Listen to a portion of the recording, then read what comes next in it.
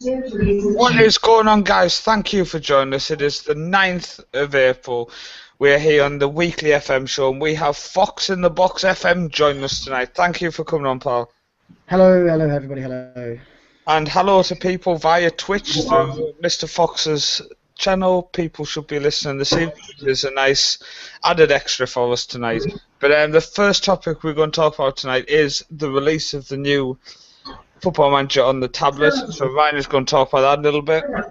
Oh yeah, you can. I can if you get up the post that I made on the website. I tried to beat everybody.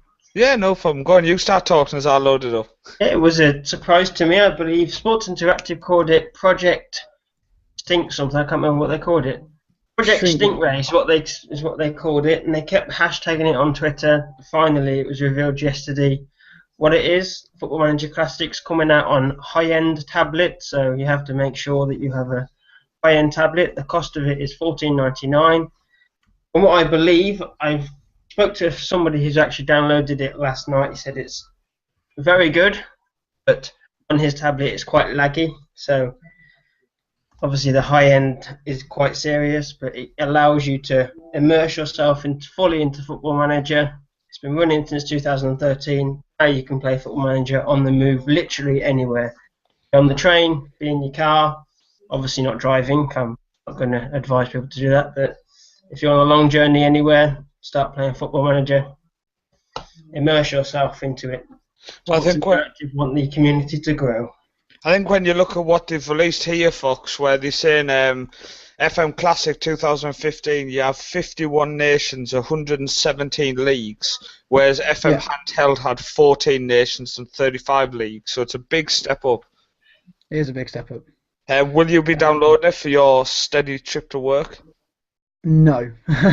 Unbelievable. The reason I won't be taking it is because once you've played once you've played the main edition, the PC or the Mac edition, I just don't think that can't step back. Also, it will drain your battery like mad, and Apple phone batteries are terrible as it is. Now I know you weren't a big fan of FM Classic. Anyone listening to your stream earlier will know that. Yeah. I'm just looking at the differences. For people who don't have a console and they maybe do have a high-end tablet, I mean, 150,000 approximate player database it's a great improvement. Compared to the old 30. I mean, number of languages 16 compared to 4. And also it's a massive improvement. Yeah, the 3D match engine, I think, the big difference is the fact they've actually implemented the 3D match engine, but then that is the issue where the high-end device is needed. And the battery. That's where the battery will start draining. Yeah. But I mean, it's definitely worth getting, I think, if you... I mean, look at this. I mean, look at that, Mr. Fox. I mean, it's like looking at the real game, isn't it? Right, I'm having to flip back to it now. To be fair, it's pretty good quality. There's a couple of... JD's just mentioned in my chat that they should have focused on the main game. There was more problems they need to address. But as you mentioned earlier, they're trying to venture into different areas, aren't they? But I don't know. That's what I think what's probably holding me back on it. I'm kind of jealous, I guess, almost that they've put time into that rather than putting time into the main game and not improving it. Well, I mean, we had someone, a couple of people on our Facebook group talking about this, and they were saying, why isn't this person putting effort into the game, or why aren't they doing this on the game? You need to remember there's 100+ staff now at Sports Interactive, and I know that the people who work on the handheld and the tablet version don't actually work on the full game. So it's not going to have took any effort away from the main game. So I think this was discussed when they released on April Fool's Day the manager movements. And people said, why aren't they focused on bugs in the game? And people need to remember, they still will be focused on bugs in the game just because they've done something. That's like saying, why are you going on your lunch break? You should be focusing on a bug. They do something every year for April Fool's Day. I think last year they said they were going to release something like 1886 Football Manager. Yeah, no, to be fair, that would be awesome. Well. Yeah. You imagine waiting and as the young George Best comes through, you're like, yeah, I'm signing him. Just quickly down the side, Hullfan123 is my Twitch name, has said hello. And then we have Kieran's listening and Mr. Lee Mod. is listening on our side of things. No doubt there's a few on Mr. Fox's as well. We've got quite a few. Yeah, we've got quite a few. We're gradually increasing up to 21 at the moment. Ah, fantastic. I think there's more than that. To be fair, it's just taking time to know. But a lot of people saying hi though. A lot of people saying hi. What I do want to know is, do they see your pretty face while we're streaming? They do. It's very red at the moment though because my lighting is all over the place and I can't bother to sort it. It's not the lighting. He's just nervous about coming on our show. I'll just get more stick for being ginger, to be honest. But there we go. Don't worry. Don't blame yourself. Who's got the TV on? The next topic we're going to talk about is... Whoa, what was that? The next topic we're going to talk about is switching tactics during a game. Now, this has come up because I implemented a new tactic, which was 4 defenders, 3 defensive midfielders, 2 wide midfielders, and an attack midfielder, Fox. And it was basically to bring in, with 10 minutes to go, to secure a win if I'm winning 1-0 against a better opponent. And then I wondered, because a lot of people say if you're winning, you shouldn't touch your tactics during a game. Do you change your tactics mid-game, or will you kind of stick it out? I'm a tinker. I'm a Tinkerbell. I will never overhaul the tactic. I'll never massively alter positions because I found that it has a negative effect, like pulling people around. But I will alter maybe the mentality, the team shape, the team instructions. Well, I tinker all the time. I think that's where you earn your money as a manager. Anyone can build or plug and play a formation and just let it go. And then moan about losing at the end, but your money is earned as a manager doing your tinkering in the game. Yeah. I think people who watch the stream notice I tinker. And I get lots of questions, how do you do it, why do you do that? And a lot of it's just instinct. Watch the game engine, watch what happens. Yeah, I think it's definitely best. I mean, I know that when I will always start a game unstructured, for example, on my base tactic. And then as the game goes on, I might drop the structured and countered. I might change it to structured attacking. But then what I'll find is recently, because I'm managing a mid-table side in Sweden in the 4th tier, we're pushing for promotion. And the reason behind it is when I'm winning games with 10, 15 minutes to go, I'm dropping players behind the ball.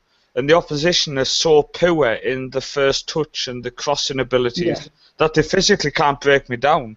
So it's securing the victories instead of conceding them sloppy goals at the last minute. Just quickly down the side, a couple of people. Gavin Handley said hello, first time viewer. Cheers for listening and viewing.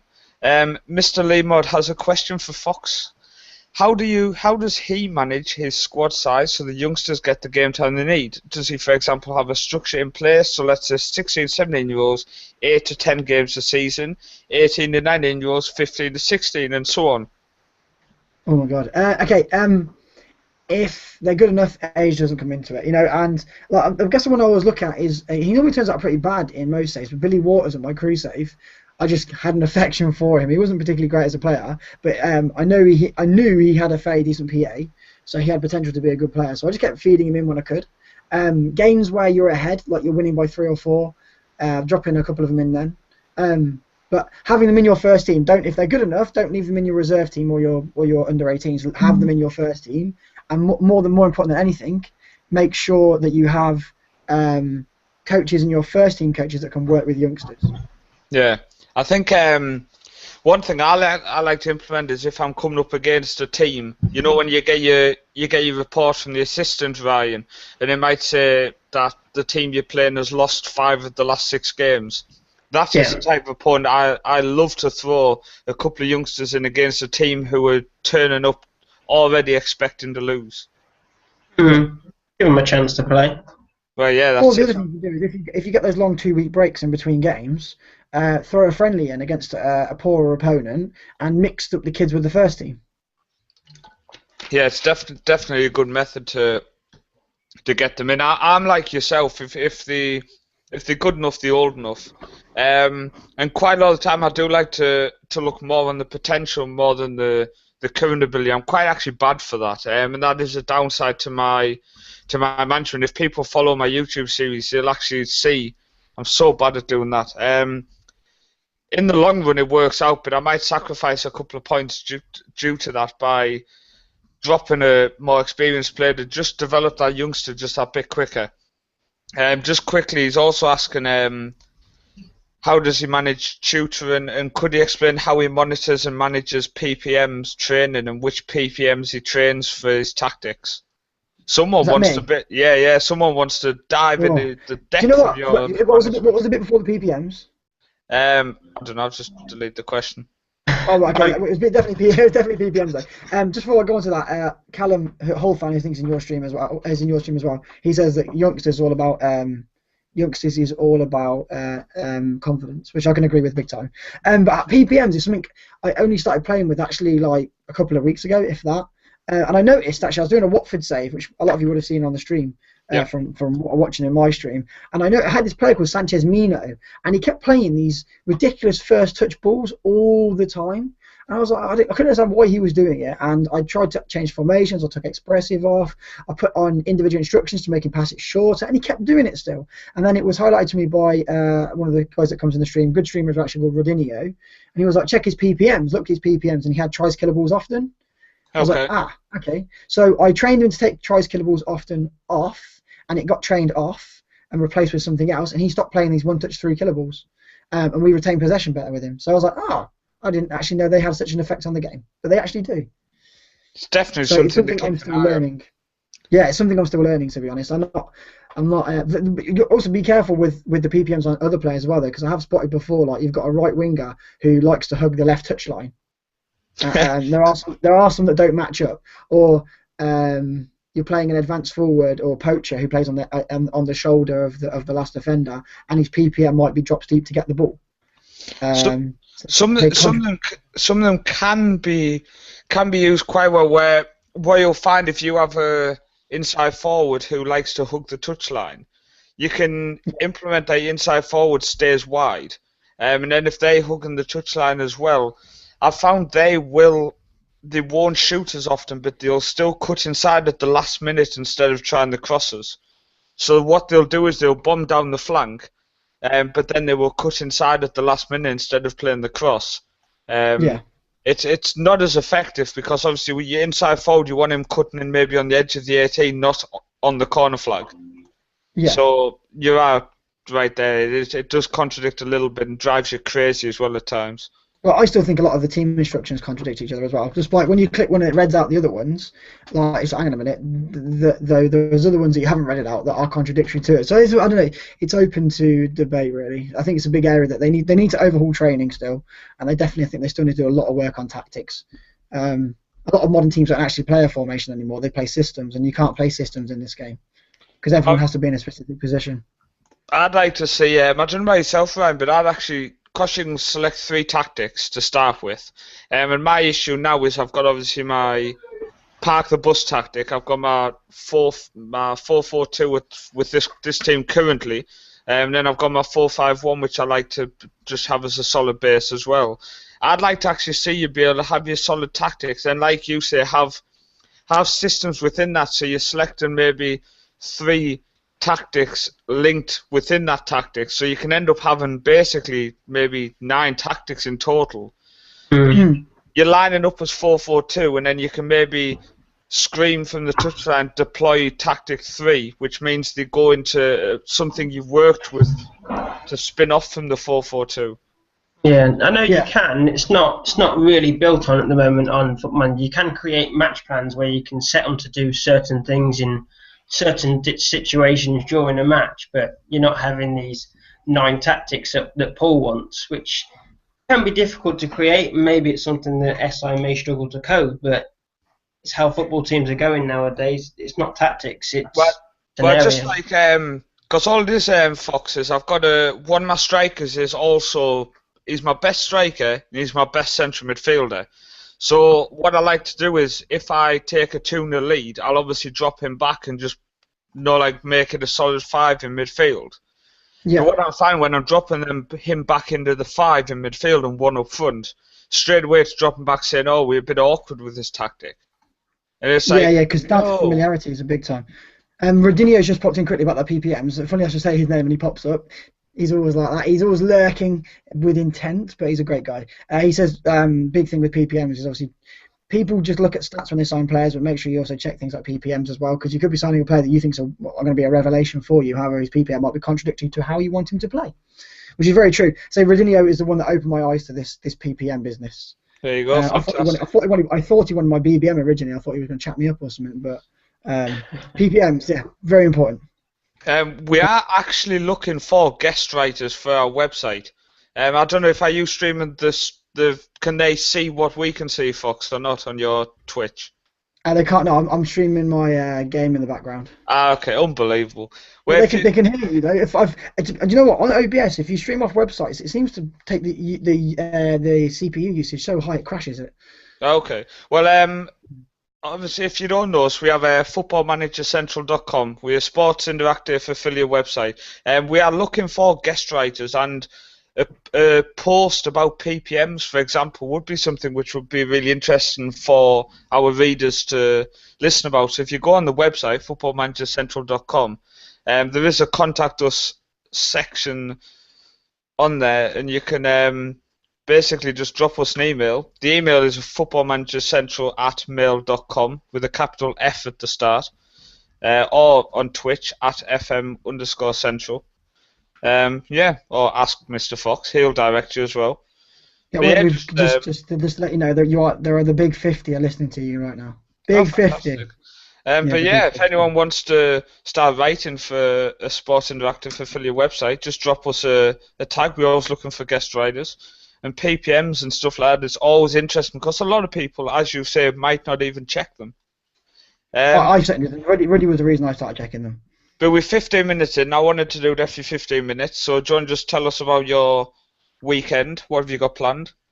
Oh, what have I got planned? We have a 48-hour live stream starting tomorrow at 9 o'clock. It's going to be fun. We've got a viewers database running, so we've got something like 47 people loaded into the game from the viewers database. That includes players, and there's an extra like 6 or 7 that are coaches. So over 50 viewers have entered into it. We've even had more today actually, which I need to add into it as well. It's a completely customized team. So we've not overrode a team. We've actually made a new team called Fuxinators United, and it's all for charity against cancer. And we're going to try and get promoted from the Vanarama Conference North all the way to the top division if possible. So what the players are based on is everyone's picked a height, a nationality, a position, and 3 stats that they want at 20. The rest of their stats and their PA and stuff like that, we've used random.org to make their player. Because obviously if we're going to go all the way to the top with the same team, we're going to need some players that in the end will be Premiership players, but they're all 18 or 17 currently. So we have some very, very, very star youth players and some that are absolute dog, who are so bad it's unreal. But it's going to be quite good. Now I know you were talking earlier about the randomised stats, and you were saying about a striker might appear with only 3 for finishing. There was actually a striker for Shakhtar, and I could not remember his name while you were talking about this earlier when I was listening, and I still can't. He was Nigerian, I think, and he had about 18 or 19 for pace, and he was a striker with only 3 for finishing. So if someone can remember that, comment in the side on either Fox's Twitch or on ours, because his name is gone for me. But yeah, it does happen, Fox. So if someone does have 3 for finishing. That's it. It should be good fun. It should be good fun. It's all for charity at the end of the day. And the viewers database is just for a little giggle. The only reason we did it, we could have done it. Everyone has like the same reputation, and they turn into whatever they turn into. But if we're going to go as far as we can, we're going to need some players that in the end are going to be half decent Premier League Premier League players. But like I said, the best player in the game was a striker, and he had some exceptional stats. But he also had some that was so bad it was quite funny. So we're not going to have the perfect player. We don't have the perfect player. Fact. So yeah, it should be good fun though. It should be good fun. We don't have the perfect player. Fact. No. Fact, we don't have the perfect player. We're just going to go into the boring world of real name fixes, just for Ryan's sake. Do you want to just give people a quick mention, Ryan, just in case it does need doing? But it's not the boring world, 'cause it's saving people time. After any fix, or mostly after most fixes, you have to re-download the real name fixes, which is on our website, which I assume Paul has in the background. I was looking for a striker. Yes, he does. Onto this post, it's relatively simple, but obviously some people do struggle. Post on the website if you are struggling. Download it, follow the instructions, and go away with your save again. And Fox in the Box has done a fantastic tutorial for Max. Yeah, quite coincidentally, it was Mr. Fox who did this tutorial. Yeah, the Mac tutorial. It's actually been quite a few times, more than I expected, actually. It's I know it's definitely helped. A good few people have mentioned it on the Facebook group when they've been doing it. And if people listening to your stream are, as I've said, unfamiliar with ourselves, FM Central on Facebook, you'll see our group. Just over 3,250 now, I think. So we are going strong. Pretty good. The player is Chindu Abassi. No, he's not. It's Shakhtar in Ukraine, not Schalke. But you are talking about someone who I do know if he was at Hoffenheim, then went there. Sorry, I said the wrong club at first. I'm talking about the Nigerian who was in Ukraine. Obassi had better stats than the guy I'm thinking of. I think it was Agambi or something. Somebody surely must know it. And if you don't, you all want sacking. Fact. I'm trying to see if his name pops up in my stream, but I haven't seen it yet. Any guys in my stream? Well, look, a Nigerian that played for Shakhtar and had terrible finishing. I'm sure he possibly might have retired now. No, I'm sure he was only maybe 1 or 2 FMs ago. It's not Julius Agahoa, is it? Yes, it is. Yes, it is. Yes, it is. It's Julius. It is Julius Agahoa. But he did only have 3 for finishing as a striker. Wow. Yeah. Oh, well, it probably explains why he didn't score many goals throughout his career. Oh, that's right, man. Right, just something interesting now. This kind of... Right, people don't jump on our backs about the definition of a wonder kid before you say, oh, this guy's not a wonder kid. But we're just going to drop a couple of 2 people each, so... Seeing as Fox in the Box, we kind of kept him away from the topics to kind of make him think on the spot. Just a couple of wonder kids, but obscure ones, not the ones that people always dive towards. So have we come across people on Football Manager who we think are worthy of other people signing, basically? I come across anybody. I've definitely got one. I wouldn't say he's a wonder kid, but I referred to him earlier. He's about 22, 23 when he started the game. And his name is...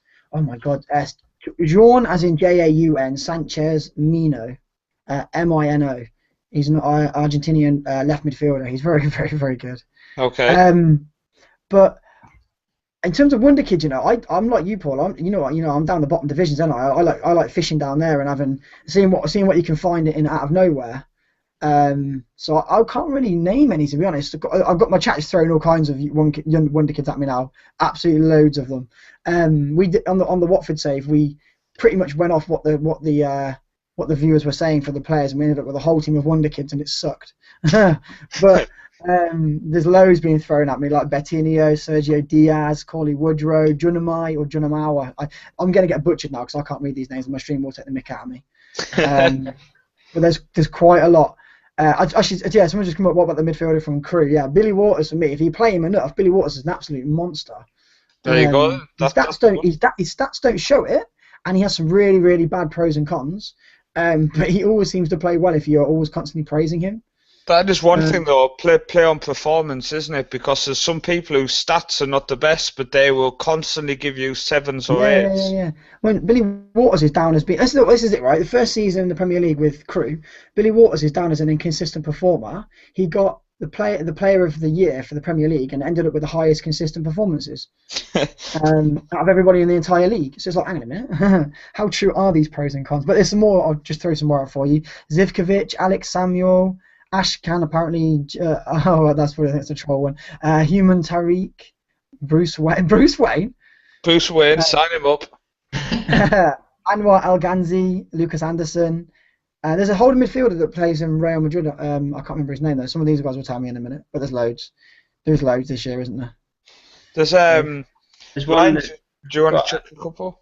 There's a German Leven Odson Yali, I think his name is. I tried to track him and sign him on my save many, many years ago. He ended up at United. That absolute beast.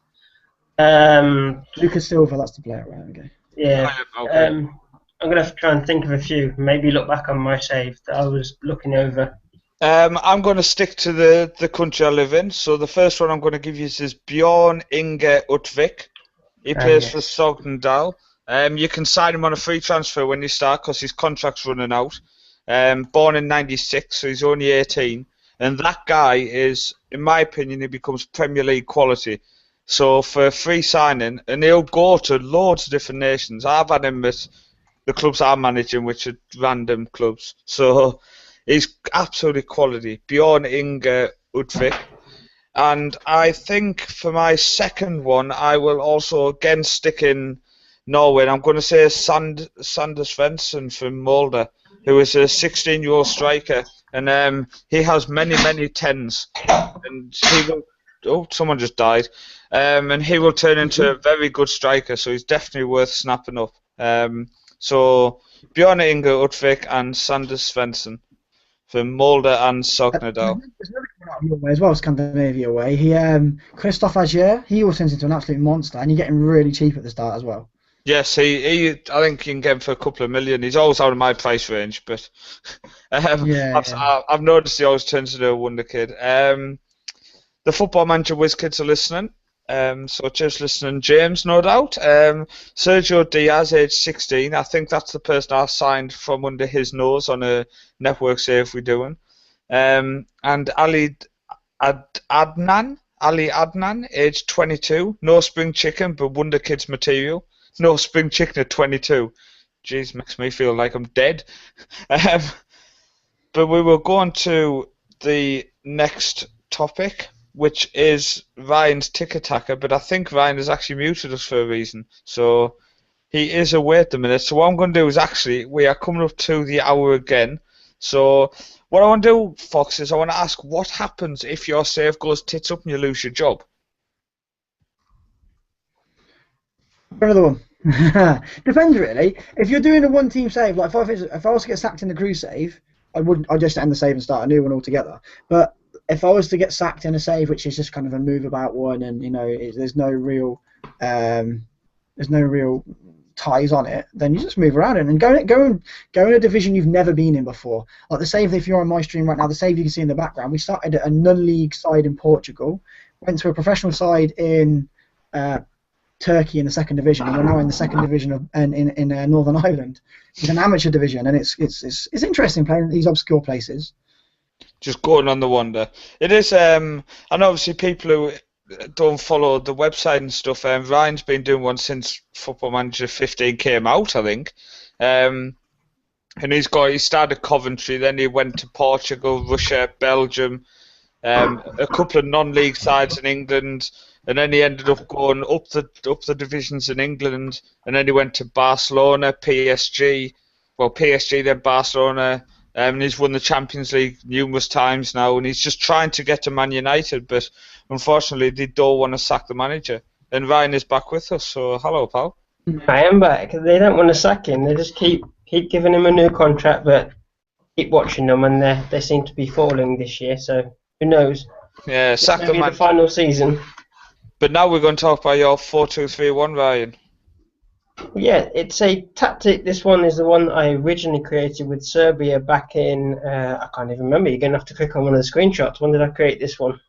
2026. 2020. I'm 2031 now, so 5 years down the line. I've tried to adapt this tactic for Barcelona and try and create it into a more Tika-Taka style that doesn't have a defensive midfielder, because I'm not like Paul. I'm not scared to not play a defensive midfielder. Thanks. But it's exactly the same tactic, and it plays in exactly the same shape. But as I've been saying off air, Paul didn't like it. I've been building an amazing team with Barcelona, bringing through some of the Barcelona B players, and all of them are all a cohesive unit together. So I'm more trying to go away from not spending the money that you do get at Barcelona. I didn't go at the start, but trying to bring players through and playing the normal tic-tac style that they play, without that defensive midfielder. It's all kind of changing, and after this season, if I can manage to get the possession stats up to 60% for average overall throughout the whole season, I will eventually get that tactic back on the website and showing everyone the wonders of my tactical changes throughout this wonderful save. What I would I'm ask hoping. is, you Go on. you won the World Cup with Serbia that year. So why are you altering a tactic which won the World Cup? Because it didn't work with Barcelona. It didn't work to my way that I wanted Barcelona playing. Okay. And I'm now not at Serbia anymore. Okay. Just quickly down the side, Andres Pereira is a good one. That's from Ben. Cheers, listener Ben. And United play. James said, Nahul Lever. I'm crap with pronouncing names. Me and Fox would make an awesome team pronouncing loads of names. Great commentary team, we'd be, mate. Great commentary team. Anything being said on your side, pal? Well, there's one name that keeps popping up here, and I've not heard this one before. He's called Ricardo Kishana. It's Kishna. He's come up a few times, and everyone's saying that he's really underrated. Okay. So that's a one, but yeah, pretty much people just chatting. Rudinier's popped up saying back at the three at the back formations. Something I've not mastered yet. How about you two? But Rudinier's got an excellent 3 at the back formation. Three at the back. If we look at the three at the back and then 2 attacking wing backs, then I played 2 centre mids, an attacking midfield, and 2 strikers. That worked really well in my CD Torvieca save. But that was like 3 seasons in when I'd purposely built a team. Well, not purposely. I'd stumbled into a team for that formation when I lost a couple of my best players who were wingers. And I got it working, but I've since tried to bring that formation out of retirement in a current save, and it just did not work, even though my players were kind of suited for that formation. Have you really tried 3 at the back, Ryan? Yeah, I think, yeah, I used it with Spain. I never actually got the tactic on the website, but it's something I'm trying to build with Spain at the moment alongside Barcelona. They kind of how Man United were playing, but I'm now putting it in with Spain. So we'll see how it goes. I've got the European Championship coming up, and if I win it, it will go on the website. See, 3 at the back, Fox, should be doable, because if you've got your wing backs there, you should be so solid defensively. Yeah. But I've never got it to work. I seem to struggle with the roles in the 3 centre backs. Same as I can't ever get 3 strikers to work. I don't know. Maybe I'm too accustomed to that V in midfield. Now, I've seen Golden FM had just an amazing 3 tactic formation. I've never really gave it a go. I mean, at the minute, like I say, I'm playing 4-4-2 in both my saves. I mean, I'm in the Latvian 2nd division with Riga United, and the Swedish 4th tier. So I mean, at the minute on both of them, I'm currently styling just a very basic 4-4-2, which is it's going well. I'm averaging 55.7% possession throughout the season in the Swedish one at the minute, and I think I'm even more in the Latvian one at the minute. So I'm retaining the ball with the player roles I've got set and stuff. So it's working enough. Being quite open, to be fair. Just quickly down the side. Okay. The WizKids is saying Ricardo Kishna has been good since FM12 at Ajax. I think I recognise his name now. I've seen it. Yeah, I checked him when the name came up. He went to PSG, Chelsea, Milan. Very good player by the looks of it. What were you going to say, Fox? They're in the chat. As soon as I said his name in my chat, they were all saying that excellent player, but apparently very selfish. But apparently that was a selfish player, especially if you're in that top end of the pitch. Yeah. Like, if I was buying a poacher, I want him to be selfish, as much as a bad thing. I think you want your players to be selfish, but then you don't want them to be not. Kind of Raheem Sterling style. There was points where he was just far too selfish at the weekend, and that reminds me of the type of player on Football Manager I just don't want. The type of player who never seems to want to pass to his teammates. I've had them on Football Manager before. You literally, no matter what instructions you set the player, they just get the ball and run with it. I don't know if you had that, Fox, or not. I've noticed a couple of players I've had who have been so selfish they just never seem to pass. Again, what we talked about earlier, though. Check the PPMs. It might be that he dribbles a lot. He likes to dribble. I think he likes to dribble, and his other PPM is just ball greedy. Tom Evans. That's It's something you never consider, but it could be a thing. Could be a thing. You're jumping a lot at the minute, Fox. I don't know if you've just loaded Yeah, loads of stuff. my parents have got.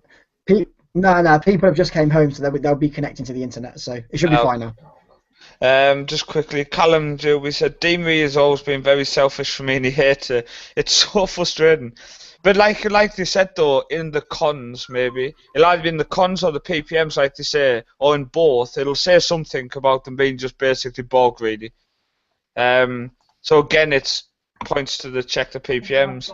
Mr. Lee saying, how do you guys manage training? How do you organise your under-19s team, reserves and team match fitness development?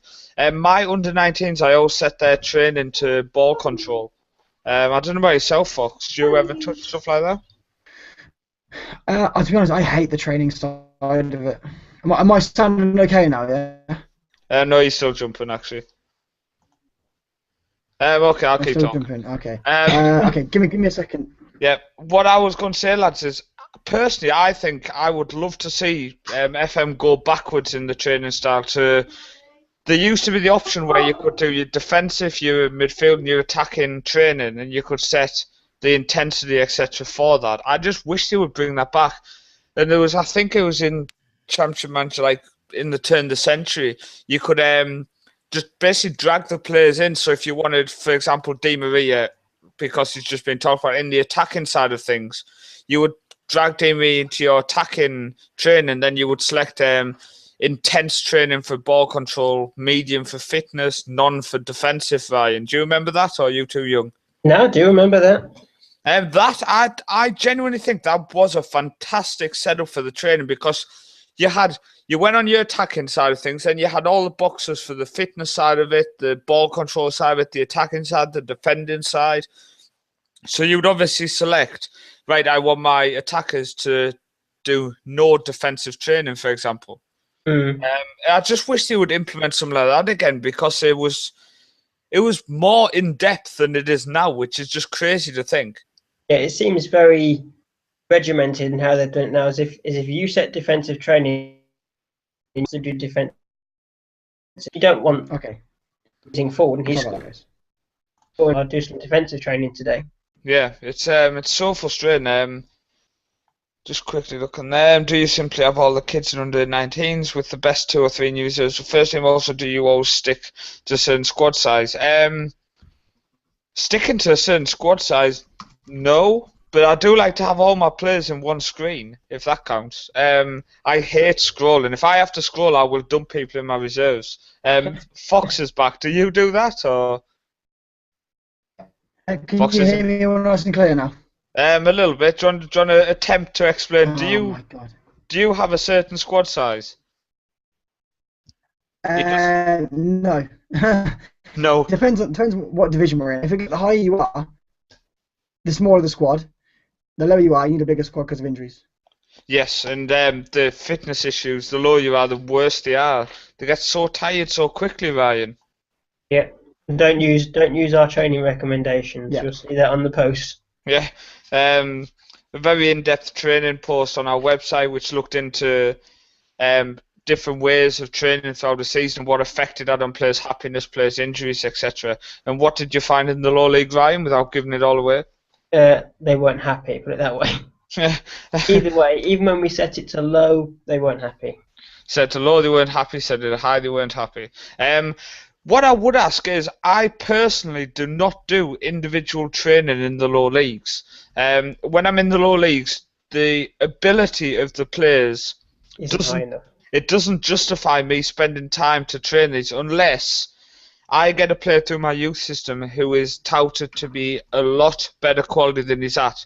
For example, in a recent Chester save, I had a player who was potentially a championship player when I was in League 2. So I purposely spent the time to tutor him, where I don't bother tutoring the rest. I just get them doing basic, medium, or high team training instead of low team training with individual training mixed in. Do you do that, Fox, or do you always do team, or do you always do individual? I do a mix, but looking at the chat right here now, a lot of these are saying that they focus more on individual than group training. I'd like to know, do they do that in the lower leagues, or if they write the way down, would they still focus specifically on individuals, or do they find team training works better? I think it's very logical what you're saying, Paul. Especially there's a few people saying that they leave the assistant to do it as well. Sorry, Ryan. That's all right. It's a swear word, leaving your assistant to do anything. Yeah. I think any time I see that on IFM girls, I just feel like putting my head in my hands and going, why? But yeah, I think it's very logical what you're saying, Paul. The lower down the leagues, you've got to think you're going to have quite poor coaches. I don't know what your coaches are like at Riga United and the Swedish team, setting players to individual training. I don't know a football manager. Is the individual training, are they working with those coaches? Yeah, yes. Aren't good enough to coach them, the progression is going to be slower. So is there any point lower down the league setting the individual training? Probably not. No, I think you better go and... Dog's not happy. Dog's really pissed off. He hates the idea of individual training. Or he saw the fox on the screen. What I would say is, people who haven't heard of Riga United, I'd love people to comment in your Twitch stream now, Fox, if they've heard of Riga United. They are basically the most diverse football club I've ever come across. They have, I think I added the club into the game, and I added all of the players into the game, and I added over 20 nationalities in. They were set up by English people in Latvia, and they're still owned by English people. The English people they've added me on Facebook, and they helped me set up the team. They helped me with all the players' names, ages, date of birth, etc. The database is available to download on the website. It's an awesome team, Fox, to manage, just because there's so many nationalities. And there's a documentary on the website. I just asked no one in my stream so far knows them. There's a documentary on YouTube. If you just search "Are You Ready, Riga United," and it's an awesome documentary about how the club was set up in Latvia. Set up when just some English blokes wanted to play five-a-side, and they've ended up making a proper football team. Just quickly jumping down the side. That's pretty cool. Mr. Lee, he does it in low leagues. He's trying to squeeze everything he can from a player. And Ben saying it was CMO 102 when they had the old-style training. It was just, I think, Football Manager every single year gets better. And I don't just say it because we're affiliated to them. It genuinely gets better every single year. But the training, for team training-wise, has just gone backwards, in my opinion. I think it really does need to kind of take a leaf out of the old style and just bring that back a bit. I don't know what people's opinions are on that. But we've only got 2 minutes left, so I just want Fox in the Box to convince Ryan why he should come and listen to your stream tomorrow. Because it's for charity. It's for Football Shirt Friday. So we need a photo of you so to legitimise that it's you and you've not just stole it off Google Images. But yeah, so it's for charity. It's for charity. It's for charity. There we go. For charity, Do you need any more reason than that? Not just one. I knew about it anyway. Paul told me, and it's already planned. So yes, we'll be there. And what we want is something unique. We want a picture of Ryan in a football shirt sent in. How is that unique? Because you never do anything. Oh, well, of course not. So you actually sending that into the stream would be unique. I'll whack out the Australia top. There we go. And Fox will accept anything. Anything. You know, the more diverse we can get with the shirts that we're getting on, like if we can get many different places, that'd be wicked. Because for instance, the database has 40-something players loaded from 20 different nationalities, and some of those nationalities are people that randomly picked, but at least 15 of those nationalities are genuinely legitimate. That's where they're from. That is so cool. So cool. There you go. Get it sorted. Get it sent in, and remember to go to twitch.tv/ is it Fox in the Box or Fox in the Box FM? It's Fox in the Box FM, yeah. There you go, just checking there. You're setting my list, so I never have to type it in. I just click. We'll be promoting it anyway on our Facebook group. Yeah, definitely. Also, check him out. Thank you very much, mate. Remember to check Mr. Fox out on Twitter as well. He is twitter.com/FoxInTheBoxFM. And he's always going nice. to pop your But and what? it's always nice and happy. Unless you scroll down tonight. Oh, no. Oh yes, all the time. Oh, no, he's happy now. It's all right. Just checking. No, we're happy. We're good now. We're good now. But yeah, we are done for this evening. I'd like to thank people who have listened via Twitch. It was new for us to stream on there, especially through Mr. Fox. It was nice of you to allow us to be on your channel. That's fine. We've held a steady 50 for the whole time. We've even been up to about nearly 60 as well, so that's pretty cool. And That's everyone's been fantastic. involved in the chat, so thank you very much, guys. Yeah, really appreciate it. Really appreciate everybody who joined in and interacted, and the people who joined in at our side through our Google Hangout link. So I'd like to thank everybody, and join us for the Monday night show, as always, every week, where we'll be talking football and Football Manager again, but mainly football. And don't worry, I might be more happy than I was last week when Newcastle lost. So thanks for coming on, Mr. Fox, and we will see you all next week. Thank you for having me, guys.